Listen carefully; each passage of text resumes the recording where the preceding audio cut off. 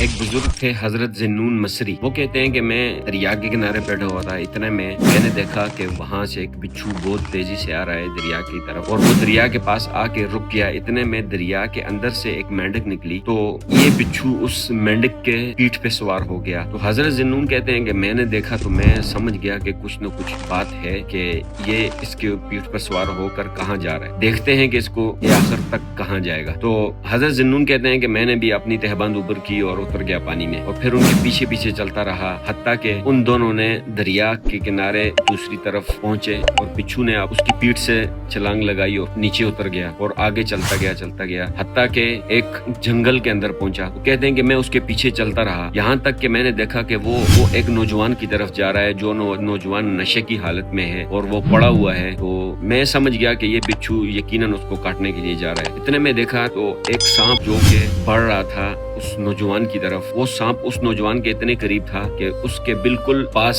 پہنچا، اور جیسے اس کو ڈنگ مارنے کے لیے پھن پھیلائے، تو اتنے میں اس بچھو نے اس کے اوپر چھلانگ لگا دی اور اس کی سر پہ چڑھ گیا اور اس کو ڈنگ مارنے لگا، حتیٰ کہ وہ سانپ وہیں پر مر گیا۔ یہ بچھو نے کیا کیا، بچھو وہاں سے واپس ہوا اور سیدھا واپس چلتے چلتے اس مینڈک کے پیٹھ پہ دوبارہ سوار ہوا، اور وہاں سے پھر وہ مینڈک اس کو دوبارہ پھر واپس اسی کنارے پہ لے آئی۔ اب حضرت ذنون کہتے ہیں کہ میں نے اس نوجوان کو جگایا اور میں نے اس کو پورا واقعہ بتایا، دیکھو تمہارے ساتھ کیا ہونے والا تھا، لیکن اللہ تعالیٰ نے تمہاری حفاظت ایک بچھو کے ذریعے کی۔ تو نوجوان اٹھا، جب نوجوان نے یہ ساری بات سنی تو اس نوجوان کو بڑی حیرت ہوئی، اور پھر اس کے بعد اس نوجوان نے اسی وقت بیٹھے بیٹھے وہاں پر توبہ کی، اللہ سے استغفار کیا، اور وہ پھر اس نے کہا کہ میں آئندہ کے بعد شراب نہیں پیوں گا، میں آئندہ کے بعد کسی قسم کا گناہ نہیں کروں گا، اور توبہ استغفار کی۔ اب اس پورے واقعے سے کیا سبق ملتا ہے انسان کو؟ آپ بھی کبھی سو رہے ہوں تو آپ کو نہیں پتا کہ اللہ تعالیٰ نے آپ کو کن شر سے حفاظت کی ہے، آپ نہیں جانتے، لیکن حقیقت میں اللہ تعالیٰ بہت سے شروں سے آپ کو محفوظ رکھتا ہے، کیونکہ نیند جو ہے وہ ایک موت کی طرح ہوتی ہے۔ لہٰذا